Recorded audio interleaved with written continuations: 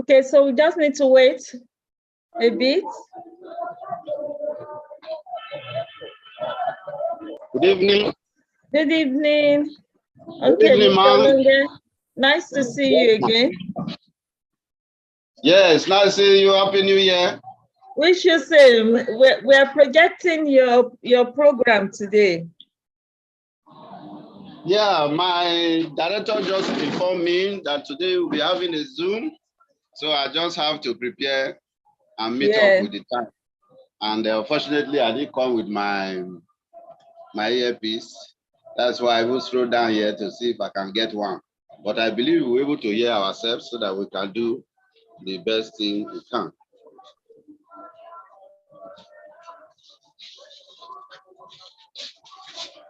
That's nice. I'm trying to get the, okay, we have it here.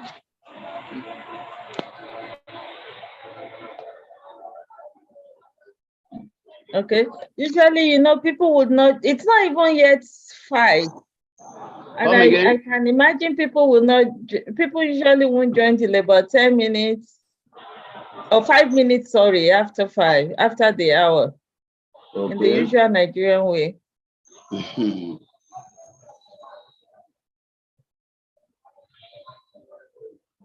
So we are but I'm just testing for others to join. Yeah, I'm just trying to test all my equipment so we don't Okay. We don't disappoint at any point. I'm going to make you and one of your staff who joined as well, co-host. Okay, one of my staff have joined.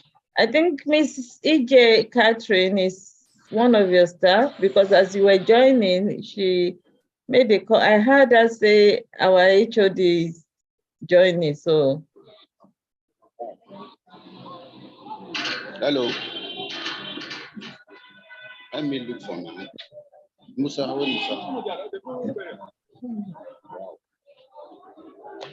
Please go buy one for me. I don't know how much. Just fast. Fast.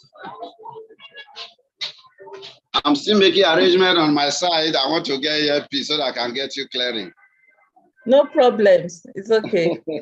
I just sent somebody to go and buy me one. I have one. Ah, okay, no problem.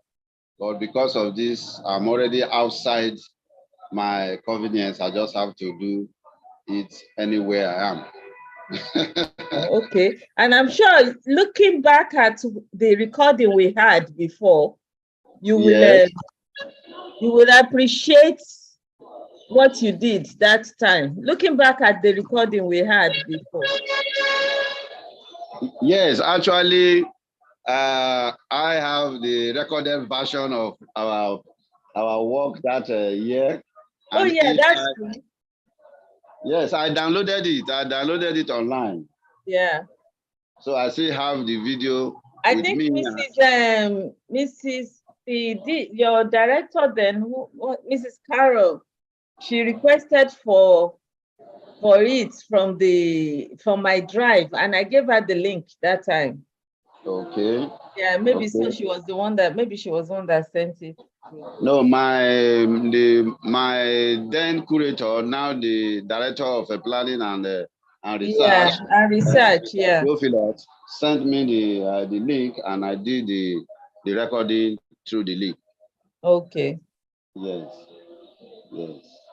It was nice. Just as we're talking about appreciation, each time I watched it, I realized that it's a very good job. It was very timely. I hope people will join today for educational purpose, if not for any other thing. To refresh their memory and understand a lot of the of the Benin bronze.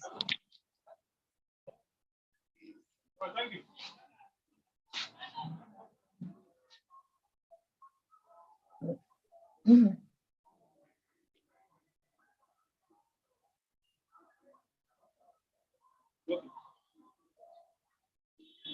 What I do normally, I would I would project in a, I'll wait till like 5 minutes, then we'll start the proper program because we need to educate people as well. That's nice. That's nice. Okay. I can see already behind you the telegraphic. Yes, the telegraphic stool. we actually discussed it some time ago on the platform of the patrons. And I think one of them was brought to Nigeria because they showed the picture of one of the telegraphic stool that was returned to Nigeria. Okay. Actually, many objects were proposed to be returned and they have been returned, but they have not actually displayed them for us to see. Yeah, I know. Based on the arrangement and preparations by the NCMM to ensure that it's securely a comfortable place to put the objects. I believe, even though we have not seen it, as part of it, we are still able to discuss it even tonight. Yes. I know their heads, memorial heads, are also returned, and other objects. Yes. And I listened to the minister. The ones that were returned were from Germany. Yes. The ones in the British museums, there seems to be quiet on them. Yes, it seems quiet because perhaps the German government came out openly to memorandum of understanding with the NCMM, and with that, it is highly published. Yeah. Which I was lucky also to be part of those who went to Germany in the month of August, September. Oh. The opening ceremony of the new bronzes exhibition towards the returns of the new bronze back to Nigeria. Yeah. I was there for 2 months with one of my colleagues, also an education officer. Together we went successfully. I had the opportunity of seeing most of the objects that were there displayed in the exhibition. We did guided tour for most of them. We gave them explanations, meanings, you see, contents and meanings of all those objects. Because they look at those objects with all curiosity as art for art's sake. We made them to understand they have functions, they have use for, they have utility, their uses.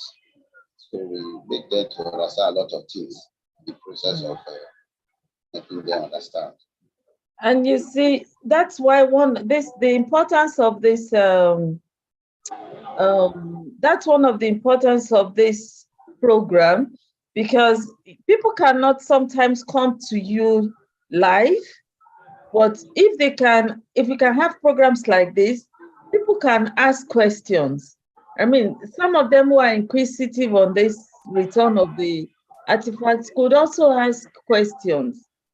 But I don't know. I was watching one of the interviews that did and he actually mentioned there that awareness is one of the big challenges that we have, creating awareness. And in the days of social media that we have now, awareness can go very far within 5 seconds if we manage the social media very well. If we're able to get them, really latch into the social media context. And that will also even make people come more for the program, because to the physical museums, because if they're able to watch, okay, I can see somebody wants to join. If they're able to watch this, they will also be inquisitive to join, to come physically. Just like some time ago, there was a video of the Barracoon, what's the name? The one in Badagry. The one in Badagry, there was this video that was going around about the the what's this man's name now? The Badagry guy man. I forgot his name now. It just skipped my memory. And because of that, a lot of people, even in the diaspora, they were interested in knowing I think it was Fagbemi. Okay. The Badagry Museum. Slave Museum. Slave Yes, Museum. Slave Museum in Badagry. Yeah. There was one. I've also watched the documentary on that, where showing us the chains and all the other objects and how people were being brought together and being taken away and all these things. I watched part of it in one of the documentaries for that Muslim. So anyway, let's see. Like I said, it's just 5 now. In another 3 minutes, we'll just start. Oh, somebody's already at the. Yeah, somebody wants to join us again. Yeah, I think that's the. It might be your curator, really. No, it's not. She's not the one.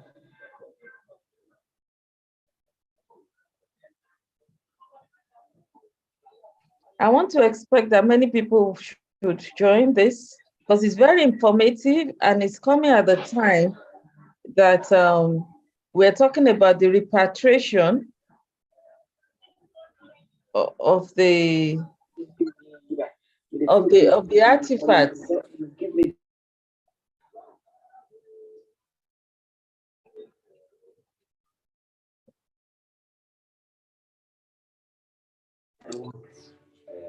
Thank you so much.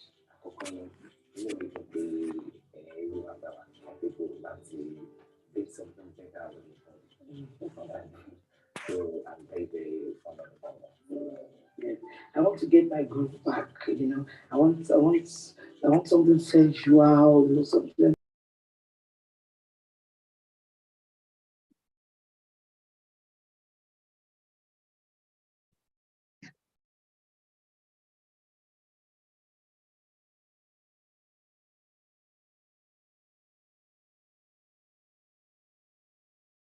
Okay.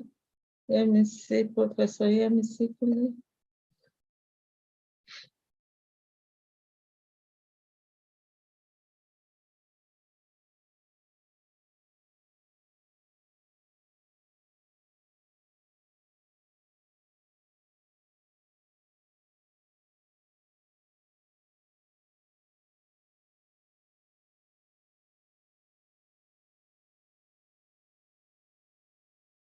Okay, I think we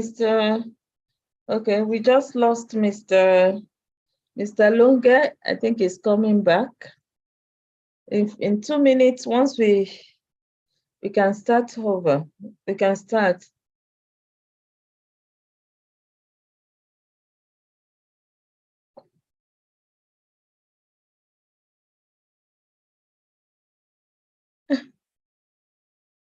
Yeah, I think a lot of people are finding it difficult, are finding the network. Hello, my sister. Professor Yemisi. Hello, my dear sis. How are you? Fine. Happy New Year to you. Thank you. Compliments of the season. Wish you the same. We just lost. Thank you. We just lost the. What's his name? Where is he now? Okay, he's here now.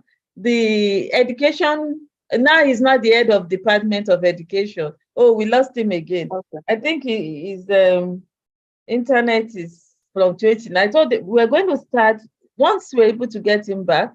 Okay. I think a few people are trying to join. Once we're able to get him back, we'll start.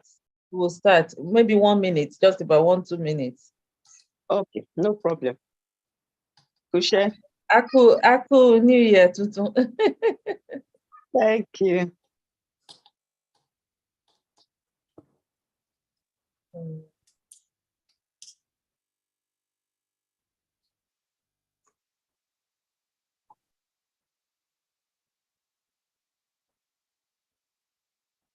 We do your all your this. Oh, there are so many people waiting. Wow, let me admit all of them. I think as soon as Mr. Longa is also one of them, once he joins, we would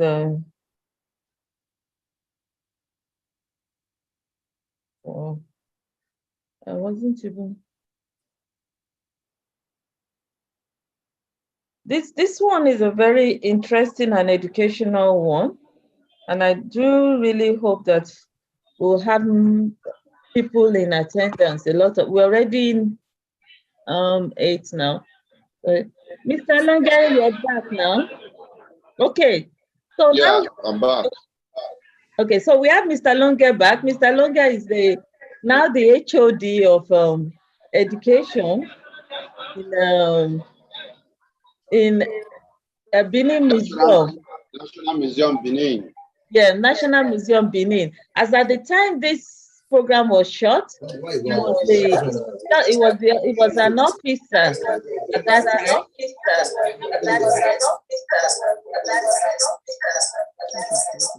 I think somebody's okay. It was echoing. Now I need to start recording again. So welcome once again to the programs, the virtual programs of the National Commission for Museums and Monuments. Today we are projecting the Benin Museum. The Benin Museum is coming at a very good time. As we all know, we're having the repatriations of some of the Benin bronzes. And this program is actually going to talk to us, give us more information on some of those objects, how the Benin Obas rebelled against the colonial masters. We call this program the Supremacy of the Obas of Benin. Graciously, we have in attendance, representing the NCMM, Mr. Longa. Mr. Longa is the HOD Education Benin Museums. He was actually the tour guide, as at the time we projected this video about 2 years ago. But now he's the HOD, but he's still in attendance. In case we have questions to ask him, he will be very willing to answer the questions. So please come with me as I project the Benin Museums. While we wait, when others join, they will just join us in the middle of the program, but please just come along with me.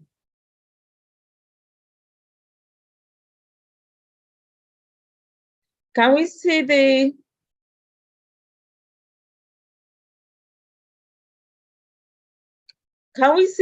please?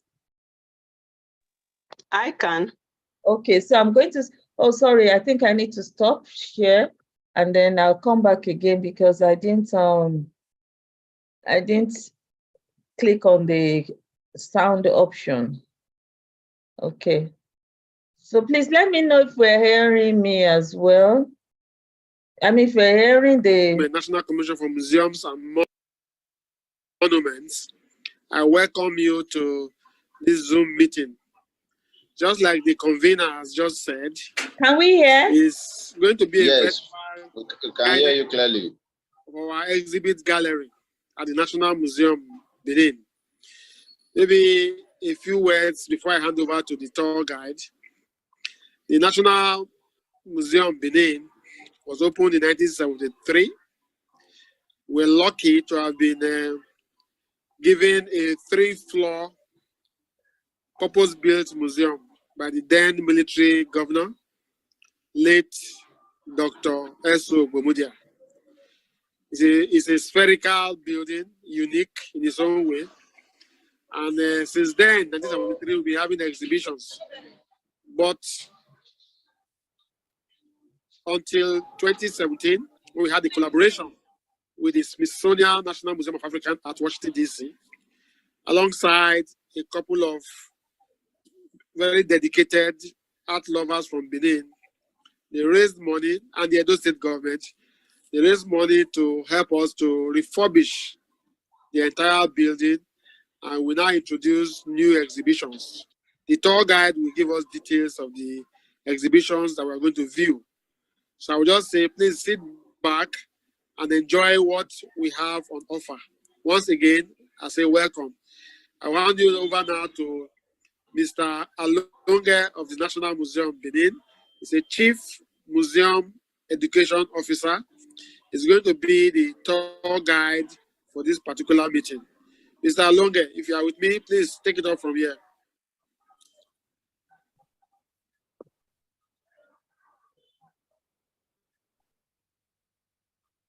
You're muted, Mr. Alonge.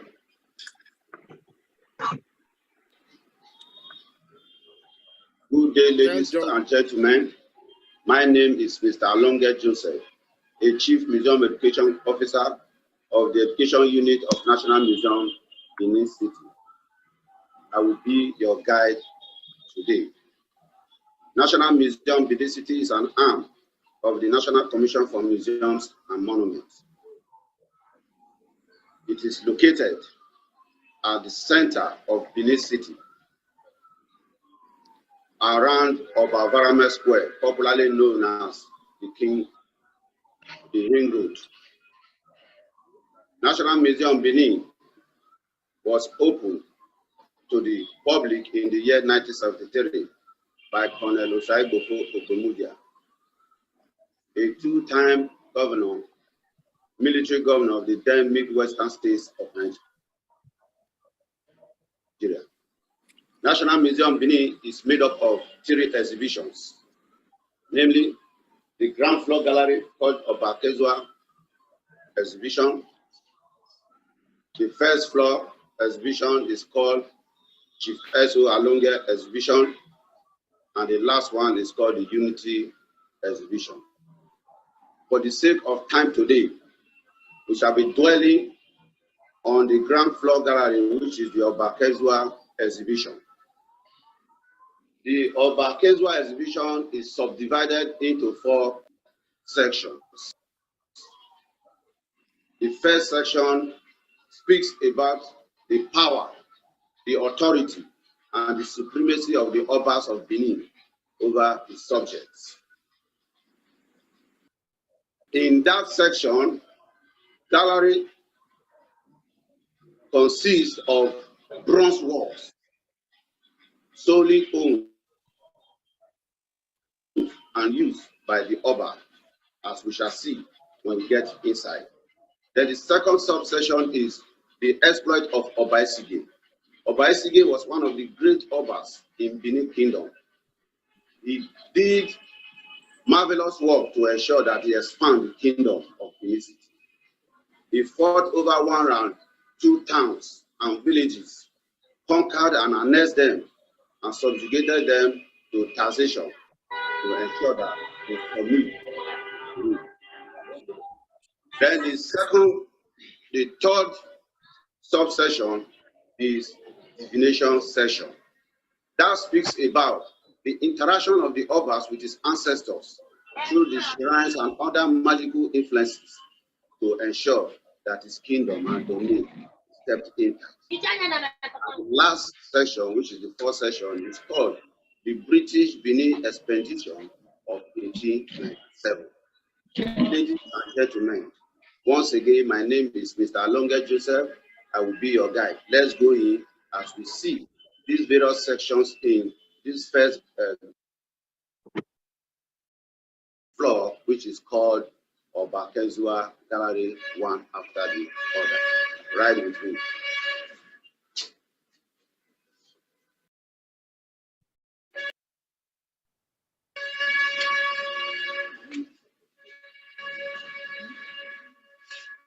You are welcome to Obakezua exhibition.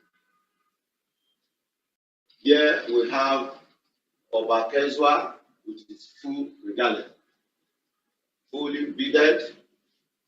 As we have it here, and you see him holding on it because he cherishes his culture and he values his cultural heritage. The cloth that he's using to cover his body now is the cloth that was returned from by the British from his grandfather, Oba back to him.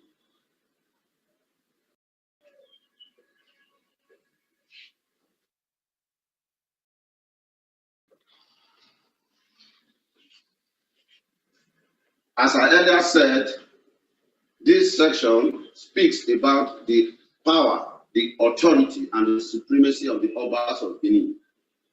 The Oba has the sole ownership of bronze.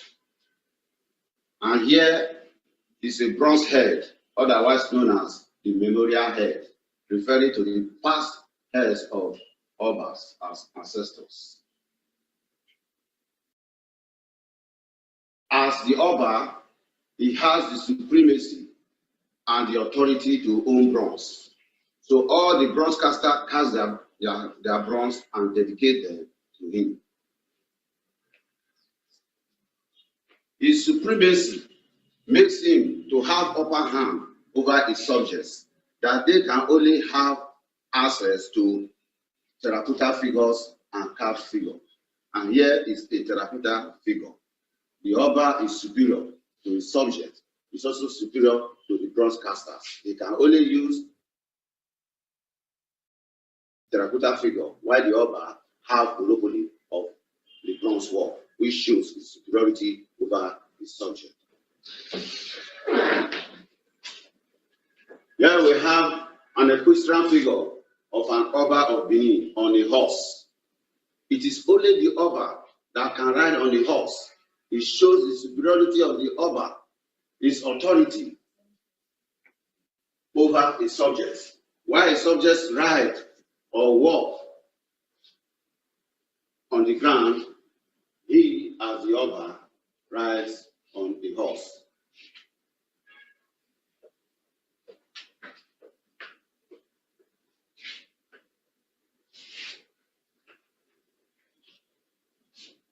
Here we have two wooden bowls, carved wooden bowls. By this, it means that the wooden bowls are used by chiefs because they are carved wooden bowls. While this is a bronze container, the bronze container is used by the Oba to entertain his visitors with kola nuts. So, but for the chiefs and ordinary persons in the society, they make use of the carved wooden object. It also depicts the superiority of the Oba over his subjects. While the Oba made use of a bronze container, a fish-like bronze container, to entertain, to offer gifts of kola nut to his visitors, the commoners and chiefs make use of form of wood.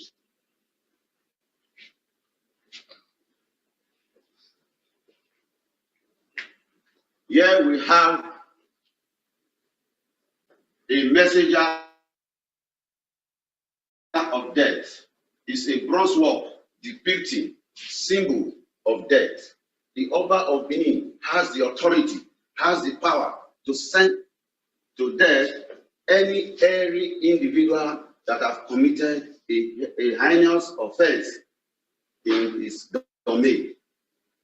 And once he sentenced one to death, because it's documented according to the tradition of the people, and the people understand the tradition, they will understand that the message is this person has been sentenced to death.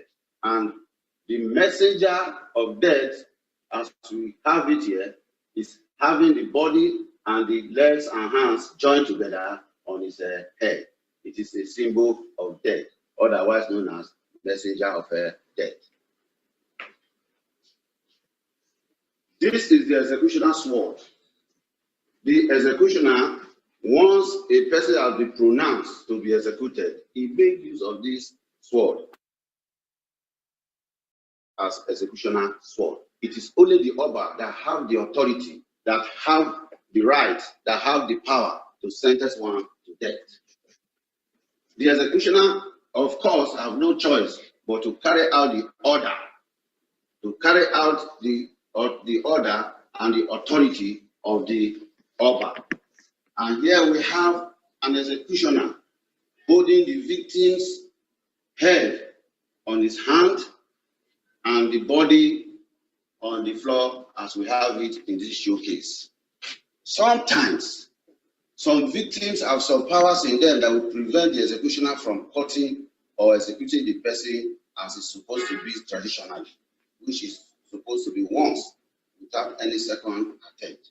So they now consult magical power that will be on the standby to ensure that he neutralizes the power of any victim before he or she is being executed.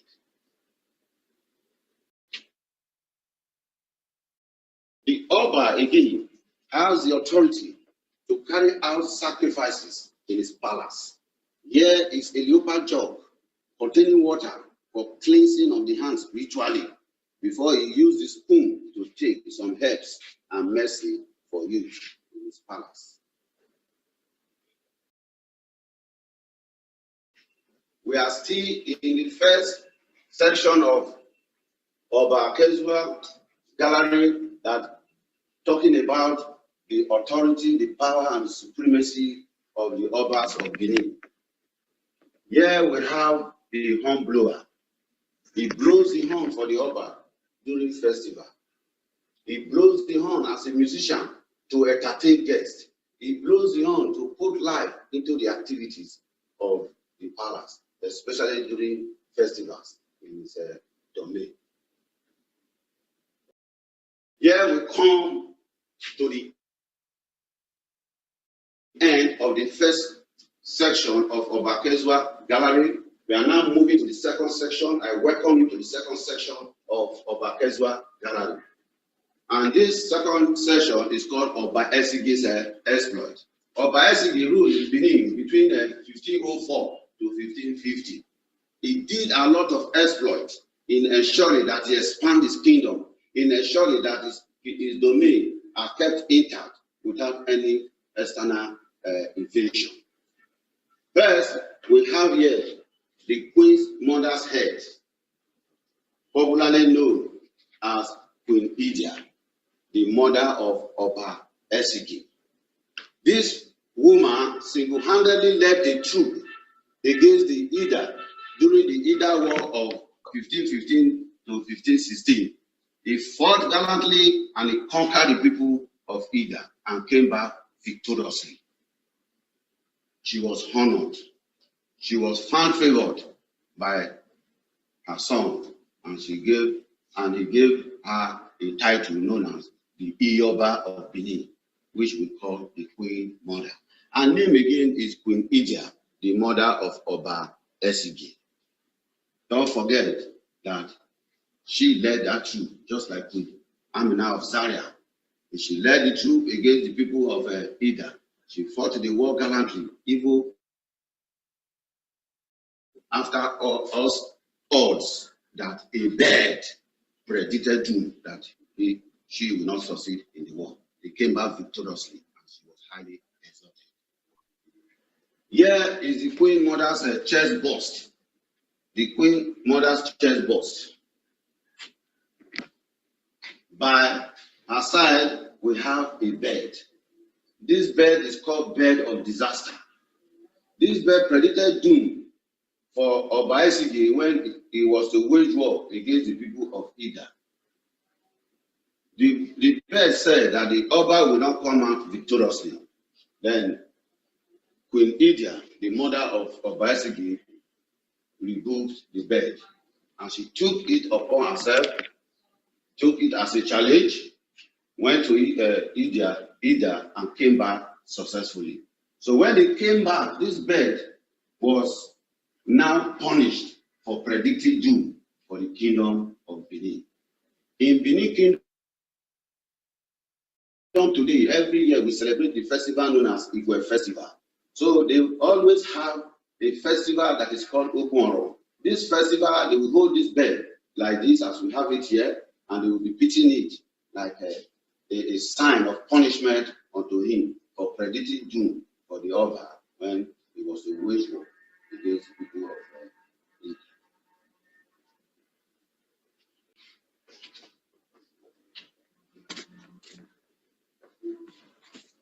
This is a photograph of Oba on a horse processing.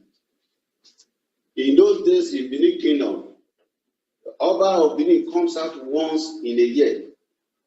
And if he's coming out, a lot of people, different age grades, men and women, will process along with him and is riding on the horse to show his exploit in his domain. This is Benin timeline.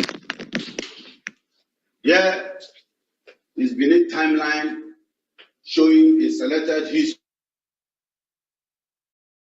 of the Obas of Benin. Benin started during the Ogiso dynasty in the early rulers of Benin Kingdom.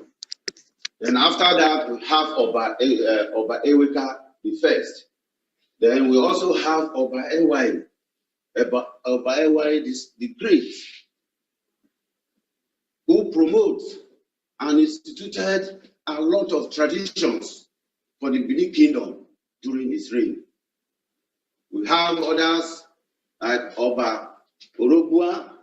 We also have others like Oba Ovarame the Great, who was deported to Calabar in the year 1897. Then after that, we also have a period during the era of Ovarame that was deported. We have a interregnum period when the Oba was in exile. The Benin was like a shaking period, a phase of no tangible Oba. Until in 1947, until 1914, when Oba Eweka II came to power. Then after that, we have Oba Akenzwa, who reigned from 1933 to 1979. And after Oba Akenzwa, Oba Iridiawa came in. Oba Iridiawa was on throne from 1979 to 1916 until we have the present Oba who came into power, Oba Ewaye II, the Great, from 2016 to the present time. So this area explains the selected history of the Obas of Benin from the time immemorial. That is, from the time of Oba Romeo Eweka I and to the last one today, which is the present Oba of Benin, Oba Ewaye II, the Great, from 2016 to the present time. Here we have an equestrian figure, a man from the north, who perhaps was said to be from Ida, coming to Benin City to seek for peace because of the way and manner that the Benin annexed them during the Ida War.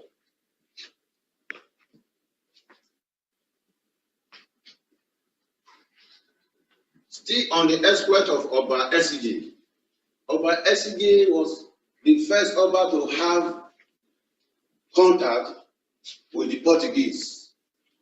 He had contact with them and they supported him. They traded with him and they did a lot of exchange. Even soldiers supported him in ensuring peace in his domain. And here we have a bronze of soldiers, Portuguese soldiers dressed in their uniform. They are holding ammunition of war and they are dressed in a combatant way to showcase their readiness to support the Oba of the. Still on the exploit of Oba Esige, before the coming of the white men and before the introduction of guns and other sophisticated weapons, the Beninese were great warriors. Both of the Obas were great warriors, and they made use of local weapons, such as the spears, to attack their enemies. And here is a container, a bronze container for holding gunpowder. And here we have shotguns, local pistols used by the Benin soldiers in those days to fight against neighboring towns and villages. the gun does not use bullet, rather it may use of gunpowder to fight war during eventuality. Here we have two stools. Stools are called telegraphic stools.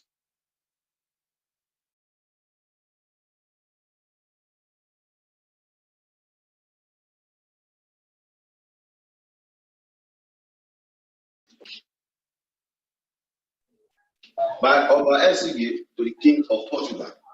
Don't forget that Obas had a very good relationship with the people of Portugal.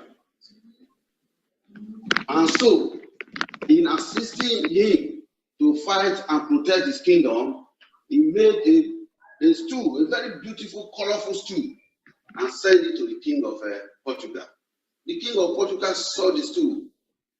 He was interested on the stool, and the stool, of course, was fine and beautiful. He said, this is good. He ordered the king of Portugal also want to show to the Benin that they too can produce a stool like this. So he ordered his men to produce one of such stools. So they produced it and sent it to Obas. Obas saw this one and laughed and said, you people tried, but you have not seen anything. Obas commissioned his gismen and they produced this second one. Look at this second one carefully. A lot of motifs, colorations, as well as objects relating to powers and authorities of the Benin, supremacy of the Obas of Benin are all embedded on this. So he sent it back to the king of Portugal. The king of Portugal, on receiving this too, he was surprised. He said, wow, I have not seen this before. And so he concluded that the Beninese, they are very good in craftsmanship and bronze making. Hence, they could not produce another one. Maybe we'll have had the third one means by the side.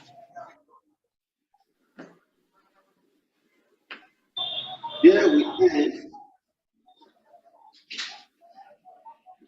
We also have here the Holy Arosa Cathedral. This is the traditional church of the Obas of Benin. All Obas of Benin worship in this church. The Portuguese established the first church in Benin during the reign of Obas. Later on, it was re-established as Holy Arosa, meaning the eye of God, by Obas II. So today, it is located along Akopaba Road of Benin City, where all Obas of Benin worship their gods. Go there for Thanksgiving and to praise God as the traditional church of the Benin Kingdom, which is called Holy Arosa Cathedral. We are done with this second session of Obas. I welcome you again to the third session, which is called the divination session of Obas Gallery.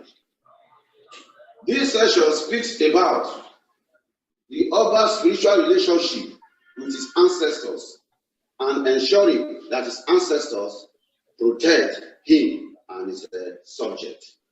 Here we have an altar of the hand, a bronze object called altar of the hand. This altar of the hand represents power, represents success, represents for you to achieve any success or anything that you have done excellently well.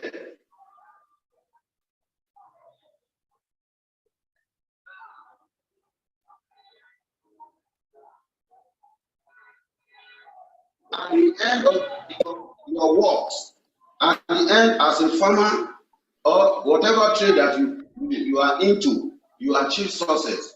You come home and pay tribute and make sacrifice as well as appeasing the gods for the achievement that they have assisted you to make.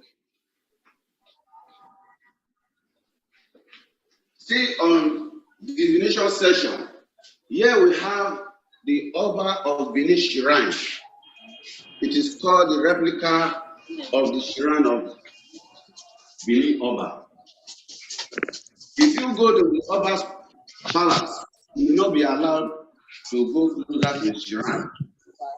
But museum, as a custodian of culture, we have replicated it here for viewers, for researchers, as well as other individual persons who are interested in culture and lovers of culture to come and have a view of what it takes. On the floor, you see cowries. Cowries represent money. Cowries represent medium of exchange. Cowries represent here affluence. It shows that the Oba is a very rich man. By the wall, you see staff of office. This staff of office represents past Obas. They are staff, they are various staff of office. And they are all symbols of power and authority. Also, we have elephant top. If you look at the downside of that elephant top, it is placed on the ancestral head. As I earlier showed you, it is only the Oba that have the supremacy and the authority to make use of ancestral heads in bronze. So they are placed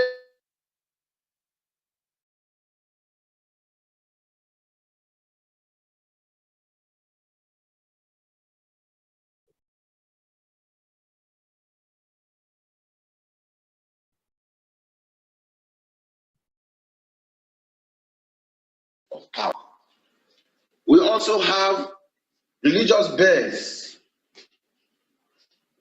Those religious birds are forms of communication materials with his ancestors. When someone comes to consult, when he goes into the shrine to consult, he jingles the bell, and his ancestor will listen to him and they will respond to his request. So we move to the next showcase.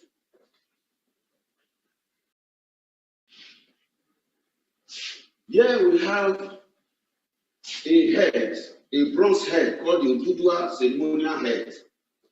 This Odudua ceremonial head is worn by several men during the Igwe festival. Igwe festival is an annual festival celebrated in Benin Kingdom by the Oba, where the chiefs and other people in the kingdom come to pay homage to him.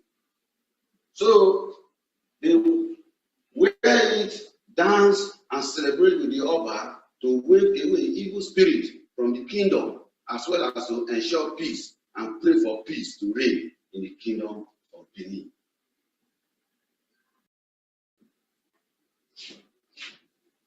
Here we have hip pendants. Hip pendants are part of the paraphernalia of the Oba. He wears them on his wig, on his hip, dressed in the full traditional regalia, as source of power and authority to the Oba in doing most of the exploit in his kingdom.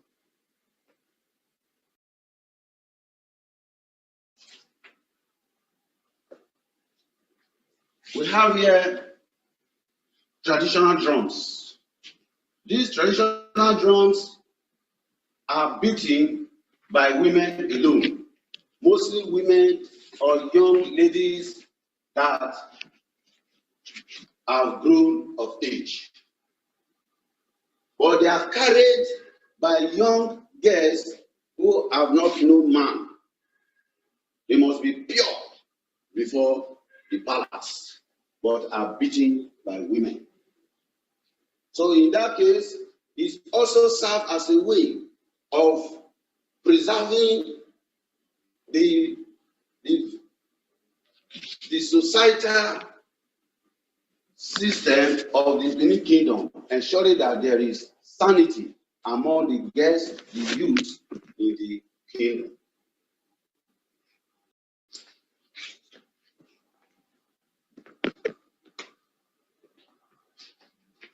We are done with the third session. Now, here is the fourth section of Oba Akezua Gallery. This fourth session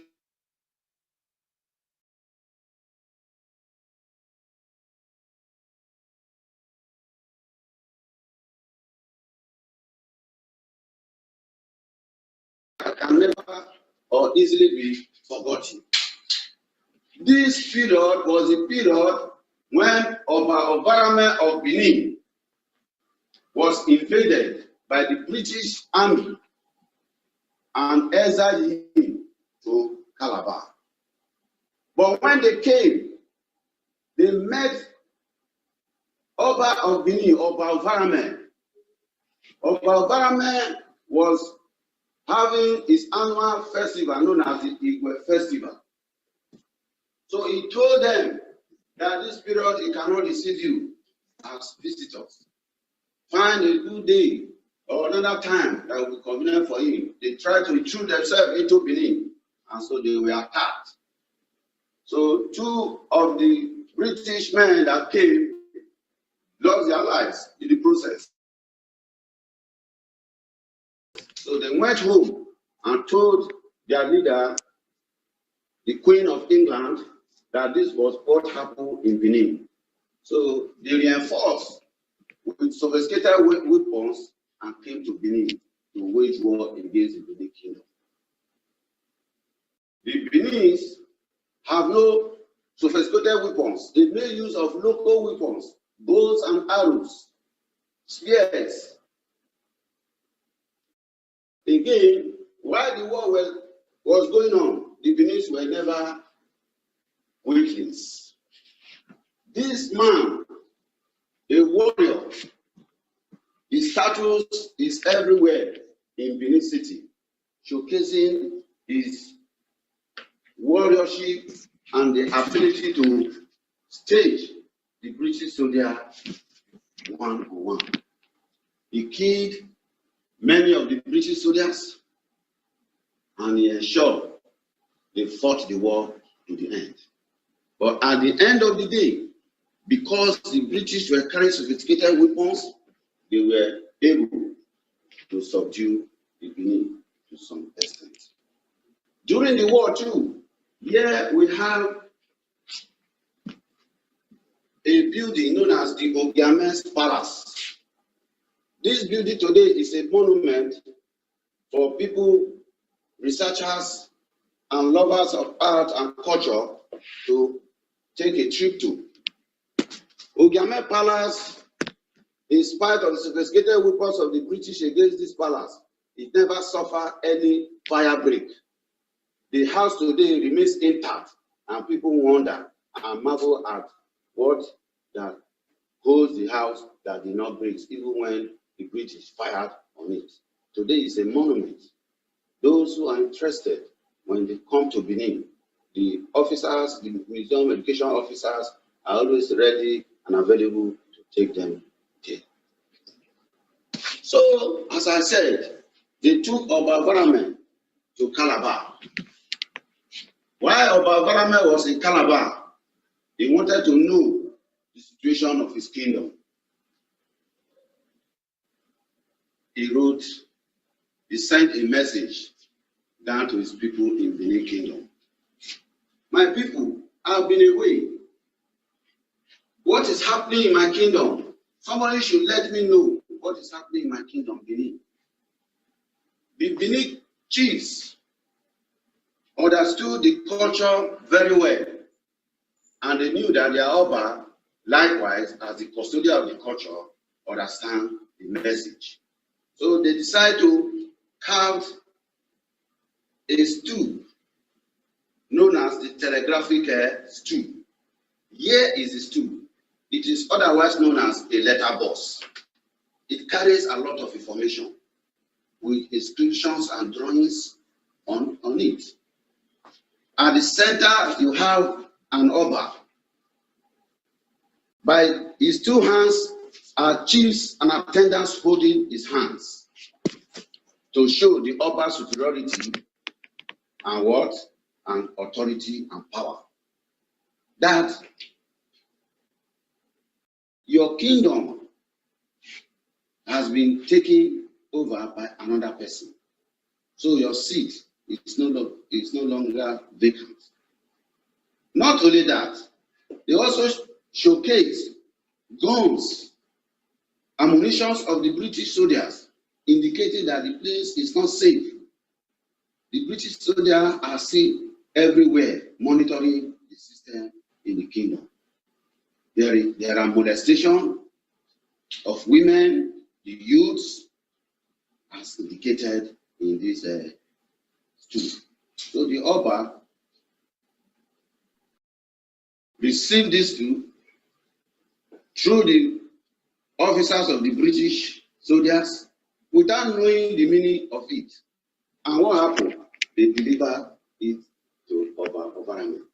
Do you know why they decided to put it in a stool?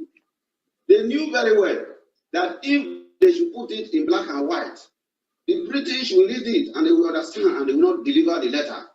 And they will put the Oba in suspense. So they now put it in the traditional writing. So when Oba saw it, he said, he have understood the situation.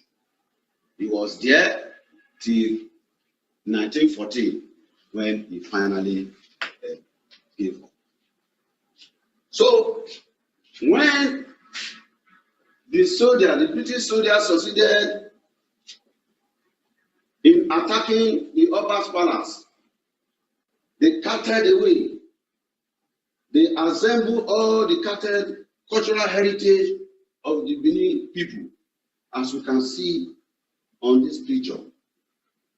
These British soldiers were happy, taking pictures with the looted objects, smoking cigarettes, and were happy that they captured Benin City. So this, the photograph of the British soldiers showcasing the rich cultural heritage of the Benin Kingdom looted during the Benin British War.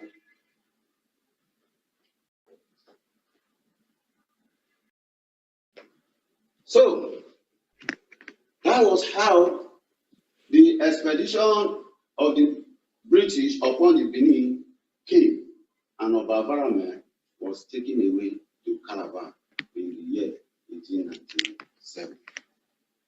So to the British, they thought that they have succeeded and that they have captured Benin, but they never knew that the object that they took away and capturing of Benin also made Benin more famous and the object more populous. Everywhere today, even in a British museum, we have Benin objects everywhere, even in the diaspora. And again, they were thinking that if they dethrone Oba, they will have access to institute their own, which never see the light of the day. Rather, Oba Eweka II, the son of Oba Varame, came into power after the demise of Oba Varame in 1914. He reigned in Benin from 1940 to 1933. Here we end the last section of Oba Kezua Ghana. Have little time. Thank you very much. As we are going upstairs and see the Chief Esu Alonge exhibition. So let's go to the first floor where we see briefly Chief Esu Alonge exhibition. Okay, so while we wait for, before we go to the last part of the exhibition, I'm glad that Mr. Longe is here.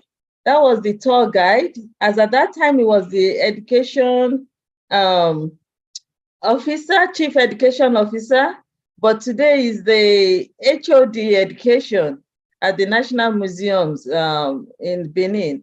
Mr. Longe, you're very welcome. Please, can we Can we hear a little bit more from you? Behind me is the telegraphics tool.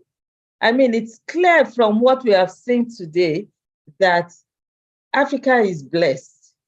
Not only blessed in human resources, we're also very, very intelligent. I mean, how would they have thought, even as at that time, to make a telegraphics tool such as I have behind me to convey the message to the king that his kingdom has been taken over?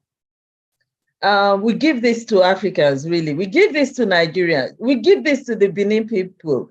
They are very defiant and they knew what exactly they wanted. I want to welcome many people. I can see, I mean, people are coming in and out. I can understand the network situation. I have the Chief of Staff, the Deputy Chief of Staff of Para State, Princess Bukola Babalola, my big auntie. I have her here. I have my Oga at NITCOM, Mr. Balogo. We spoke about 2 weeks ago when we had to go to the consulate in Dubai. Thank you very much, Mr. Balogo, for being here. I want to also thank every other person who has been part of this program. Mr. Longe, do you want to just shed more light and maybe people have questions to ask you? Please go ahead, Mr. Longe, you are muted.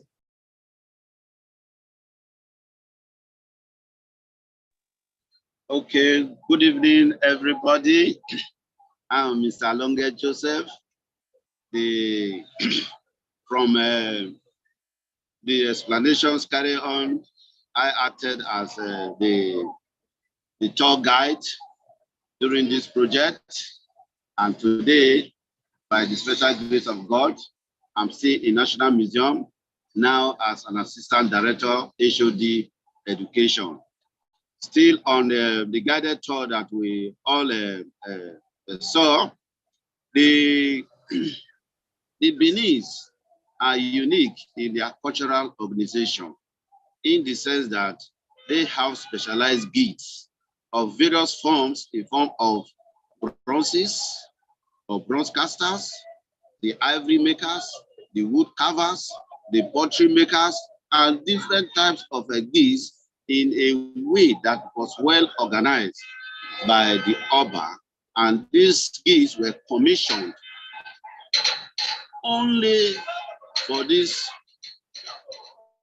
people to carry out their artworks in the kingdom of Benin in those days.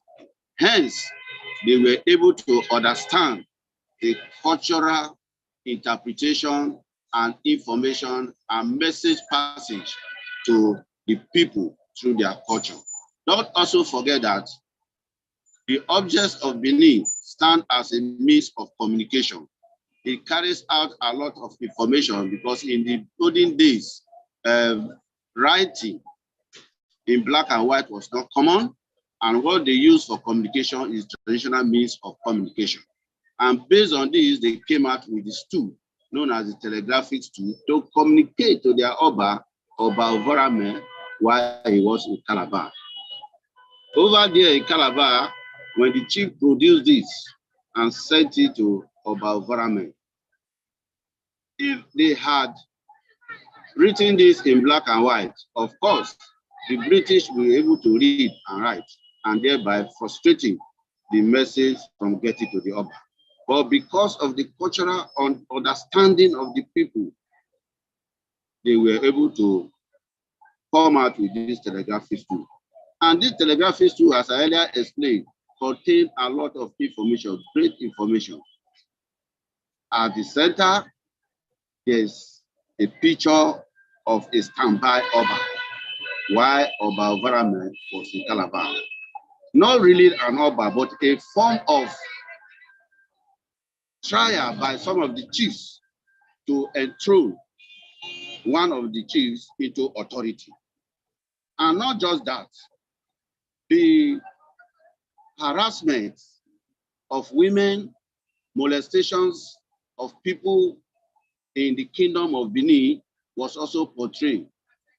And all other activities of the presence of the British soldiers. The presence of the British soldiers shows that the kingdom is not at peace. And their presence as well also shows that there is no settlement in the kingdom. And again, we saw a lot of chains tied around arms as an indication of the presence of other enslavement of one form or the other through the British soldiers. Then when the Oba read through this letter culturally, in his wisdom, he understood that his kingdom is no longer for him because an attempt is already on to put in an Oba. That is why you have an indication of the fact that if he was on throne, the Oba's superiority, power, royalty is always accorded him by chiefs, and attendant holding his hand by the right, and another one holding his hand by the left, to show that he has superiority over his subjects, over the beasts of the land, and every other person in the land. But by the time he saw this very stool, the messages there show that his kingdom is no longer safe for him, and that his kingdom is no longer under his control. And hence, he remained in Calabar till 1940, when he passed on to meet his ancestors. Thank you, sir. Okay, go ahead. Yes, still on the attempt of the British to invade the Benin, as I earlier said, the imperial power that they thought that if after capturing Benin, loot away the objects, that they will have the authority to impose or enthrone the leadership of the colonial master over the Benin by having their queen or ruler over us. But it never materializes. But Benin have a system of government, a system of traditional system that passes from the father to the son, and from father to the son in a form of hierarchical method.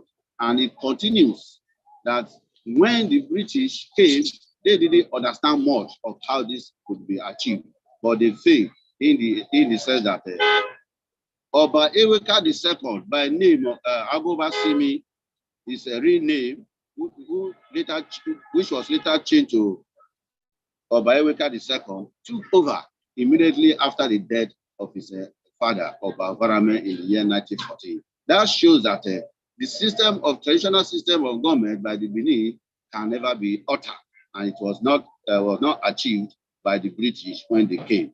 Not only that, the looted objects, when they loot all these objects from the palace, burn the palace, they thought that, they have achieved it all. They have conquered Benin. All is finished about the Benin tradition. All is finished about the Benin traditional heritage and culture, especially their artifacts. But no, but these artifacts, of course, traveled far and wide. In Europe countries, today we have many of these objects in British Museum, and we have many in other European countries, such as Germany and other parts of the world, and makes Benin more popular.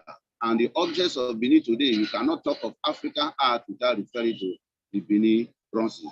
And to a large extent, it makes Benin popular and also extend the cultural heritage of Benin far and wide. Wow. Thank you so much. I will ask a question, and I'm sure maybe other people too will want to ask questions. I was going to ask, I'm always amazed by the power or the strength of women. Can you elaborate more on Queen Idia, the Queen Mother, how she was able to go on this war and she won the war?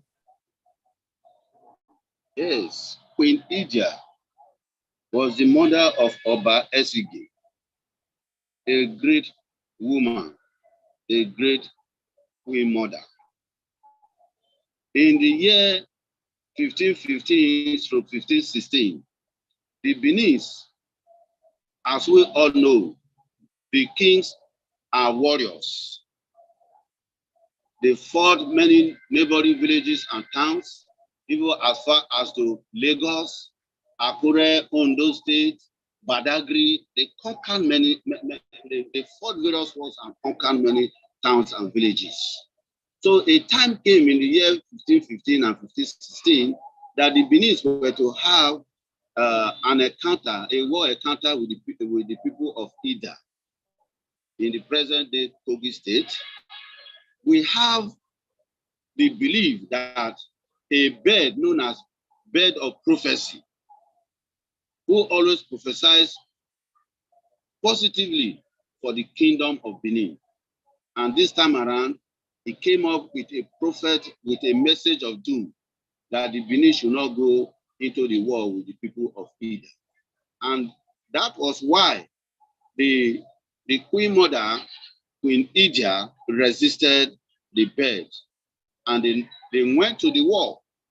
Even she acted just like Queen Amina of Zaria acted as a warrior, as a warrior and as a soldier, and she led the troop to the war front. They came back from the war successfully, conquered the people of Ida in the year 1515 and 1516. And when they came back, the bird that's supposed to be bird of prophecy was killed for prophesying doom for the kingdom of Benin, and his name now changed from bird of prophecy to that of bird of disaster. Today the bird is still on, and every year in Benin, when they carry out the festival, they hold on the bird as they sing and dance. They hit the peak of the bird as a punishment for the bird. So come back to Queen Idia power as a woman, because of his great achievement in fighting the people of Ida and won that war, protecting the kingdom of Benin and saving her son from defeat. It changed an era in the history of Benin. So she was highly respected, and not just that, she was given a title, and that title is called the Ioba of Benin, meaning the Queen Mother. Ioba of Benin, as she's rightly given, now makes her not a woman anymore, but a man. Given a title, given a palace, also administering the authority and the supremacy of a leader, women leader in the kingdom of Benin. And so it also changed the history of Benin, that a woman who did this should not just only be honored, but the history was changed that before now, Obas of Benin, the mother of an Oba is never allowed to see the coronation of the Oba, meaning they have the traditional way of sending her to the world beyond to meet her ancestors. But they changed the history that a woman who did great work like this should be honored by giving her a title, a great title, and also stopping the killing of the Queen Mother, even as it is, even to present day Benin Kingdom. So in Benin Kingdom, we have respect for women, we have respect for the Queen Mother, and today in India have recorded great achievements in Benin, and today we have schools named after her, Queen Idia College in Benin City, and we also have other roads that were named after her, and all this shows that because of her great effort in saving the kingdom from doom and other unforeseen circumstances that will have happened with the kingdom, she was able to stop them. She is highly respected. So the power of women, the Queen Mother today, is highly respected in the kingdom. Wow, thank you very much, sir. Do we have any more questions before we go to the last part of the gallery? Do we have anyone who wants to ask questions, please? Okay. Okay, we don't seem to have questions. So we will we'll continue with the last gallery of the Benin Museums. And hopefully maybe there might be more questions after that. Thank you. Let me just go back to the video.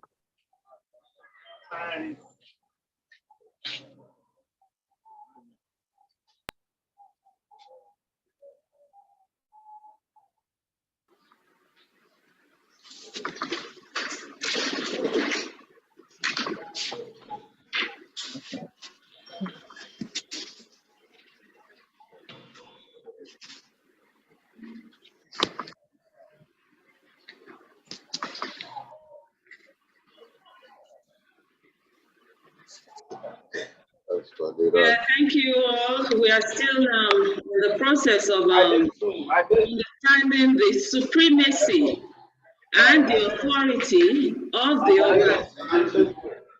So here we go again. Thank you for listening, and we'll take questions after this presentation. The curator of Benin Museum is also here, Mr. Theophilus. So he's going to take questions from the participants. Thank you. Ladies and gentlemen, thank you for giving me the audience to listen to the analysis of the cultural exhibition in Oba Akezua Gallery. I welcome you once again to the first floor, which is called Chief S.O. Alunge Exhibition. Chief S.O. Alunge was a professional photographer commissioned and authorized by Oba Akezua to take pictures of the activities in his palace, day-to-day social life of the people of Benin, family pictures in his early 30s and 80s. Chief S.O. Alunge dream today has been actualized in the sense that from a very humble background, he was able to produce pictures on plates and glass. And today is connecting families, individuals in the society to relocate their loved ones and family members. We have here Chief S.O. Alunge ID Studio. Here is the studio, and in those days, people made use of their property, stand by the property and take picture with them. This is S.O. Alunge, handled by his picture car, taking picture.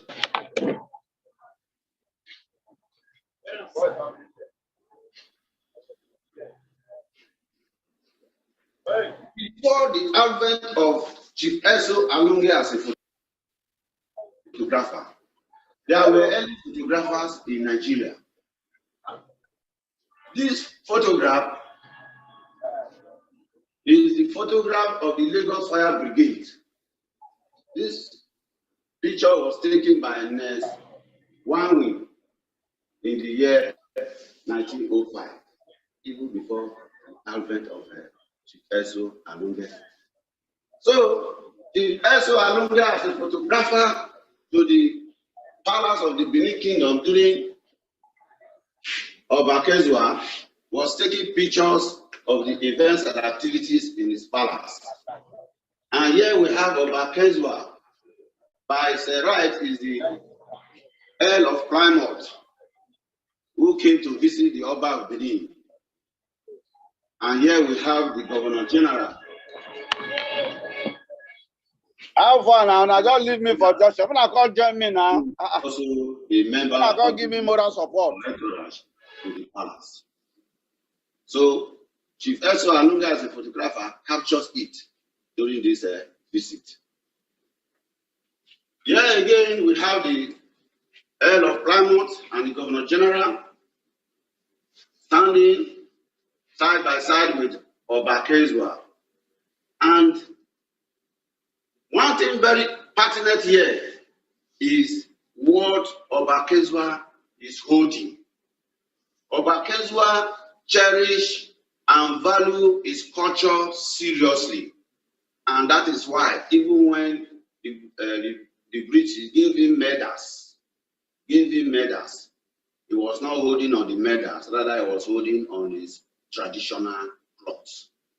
This cloth was a cloth removed by the British from his grandfather, Oba Varame, during the time of the exile. It was later returned to him by his own era. So he was holding on his cloth, cherishing his heritage seriously, quite different from the medals that the British used to honor him. These are visitors to the royal court. So we have Chief Ezra Alunga took this photograph with other chiefs and political leaders in Nigeria that came to visit Oba Akezua in his palace. And here also we have another visitor, Chief Momodu, from the northern Nigeria, who also came to visit Oba Akezua in his palace. Here we have Oba Akezua standing and having handshake with the Queen of England. Queen Elizabeth came to visit Oba Akezua in the year 1956. Oba Akezua received her with a handshake, and here is the Oba and the Queen standing and shaking themselves.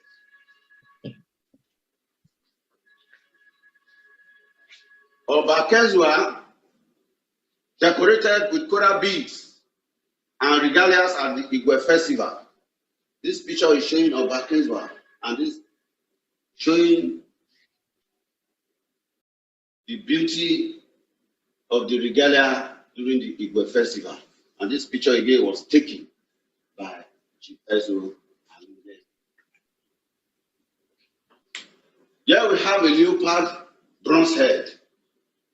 Leopard bronze head or mask, or leopard mask, is for the great men of authority and is dedicated to the Oba. So the Oba is a great man and hence was dedicated to the palace. In the palace, the use of cow for rituals and sacrifices. People hold the legs and the hands before they slaughter it, as demonstrated there. Here we have an Oba in the center, Oba Ohen, who was at the time of his reign lost his two legs. They mold fish-like legs to represent his lost legs. And at palace attendants are still holding his hand, symbol of authority and supremacy, and also to show his power, his relationship with the power of the three gods. Here we have the traditional sword, owned mainly by the Oba.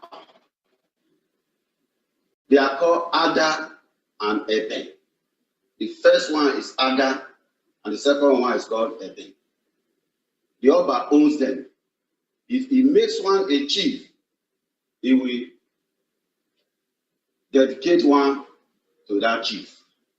The chief will dance with it to pay homage to the Oba, while the Oba will use the Ada to dance with it and pay homage to his ancestors. The tradition had it that you dance and throw it up without letting it reach ground. You hold it well as you throw it, never allow it to fall to the ground. They are ceremonial swords, they are scepters, and symbols of authority and power.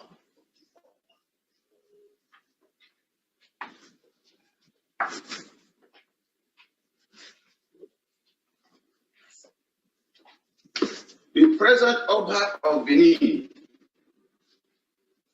after Oba Erediawa. This is Oba Erediawa during his coronation period in 1979. And the present Oba of Benin is Oba Ewari II the Great, who ascended power of the diasporans on this platform. I mean, today I'm sure everyone has. Sorry, that's the end of that of the tour of Benin Museum. Mr. Longe, I was going to ask you, are you a relation to the photographer, Mr. Longe? Are you his great grandchild? I smiled because I knew that this question will surely come up. Because most people normally ask me if I'm related to the Alonge family or not. And I'm not related to the Alonge family. My Alonge is quite different from them, but by namesake, we are related. Okay. I mean, it was important to ask because you also described him so well.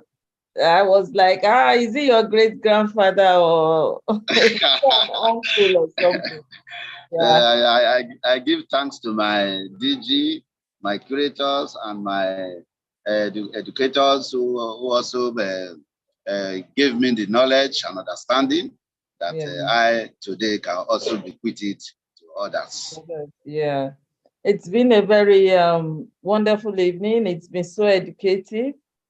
Do we have anyone who wants to ask questions? It's been so informative as well.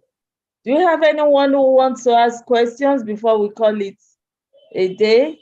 And Mr. Lunga, is there any other thing you need to let us know? I mean, look at the essence of this virtual program is to also whet our appetite so that we would be able, we would long to see the museums physically.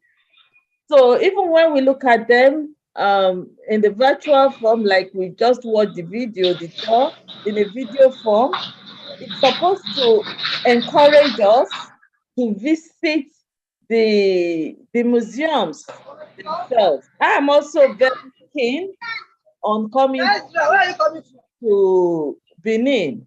I'm very, very keen on coming to the Benin Museum so that I can see all these things physically. I would like to see the telegraphic stools. I'd like to see the Queen Mother's head, the bronze. And even hopefully at some point we'll be able to see the repatriated bronzes from Benin. So we once again we just thank you, Mr. Lunga, for being our tour guide again today, our virtual tour guide. And we really hope that everyone who's been part of this program will will be interested in coming over to the Benin Museum. Hopefully next month, God willing, by the 3rd week, we should be projecting the Kano Museum. One thing we found out about the Kano Museum is that they projected a lot of the traditional wedding rites, the way it is done in the north. It's very important it's a very interesting tour, and I hope that many people will be interested in wanting to know how weddings are done in the north, and other things that are also showcased in the Kano Museum. We have the Calabar Museum, which will come up later in the year. We have the Lagos Museum. Most people don't even know that the Lagos Museum still houses the car where His Excellency, the General Muritala was actually killed. The last time we projected it, we brought onto the show the PA to General Muritala Mohammed, as at the time he was assassinated. Pao Tuwe is still very much alive. We hope that next time we project the Lagos Museum, we'll still be able to bring him on board, and we'll be able to hear from the horse's mouth. He was able to actually let us know how General Muritala Mohammed was assassinated. So these are the kind of things that we stand to gain from this project, from this, what do we call it, from the virtual museum project. And we hope that we'll get more and more people coming by to be part of this program as we project the Nigerian museums virtually. Once again, we want to thank everyone for being here this evening. And Mr. Longe, we just lost him again. The network, of course, has been fluctuating. Thank you, everybody, for being here. And we hope that one of these days you would go to the Benin Museum and see for yourself. I can see Professor Kunle, Yemisi Kunle is, a video is on. Is there anything you want to say, ma'am? I just want to thank you for opening our eyes to all these museums in our country. Most of us, when we travel out of the country, we are eager to look at museums in such places, forgetting that we also have these museums in our country. So yeah. I really thank you for, giving us this opportunity to know our country better. Well done. Thank you very much, ma'am. You have always been our regular customer. Yes. I think we should organize a tour to one of the museums of all the regular customers on this program. Mr. Balogun, yes, I can see you. Where are you? I can see your message. Mr. Balogun normally signs in as Arab. He's also one of our regular customers. I think one of these days we really, really need to organize a trip for regulars on this program. Maybe, yeah. Mr. Balogun, good evening. Good evening, man. Thank you, thank you, thank you. You're back to Nigeria now. I'm back. I'm back.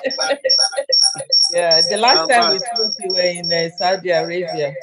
Yes, I'm back now. Thank you all for. Thank you. Okay, I think someone else wants to talk. Do we have anyone who wants to ask a question or speak? Okay, that's it. So thank you very much, everyone. We really appreciate your presence, your time, your data, and all that. We hope, like I said, one of these days we'll have a tour for the regulars on this program to one of the museums. All expenses paid. Thank you very much, and have a good evening. Yeah. Thank you. Bye. Bye.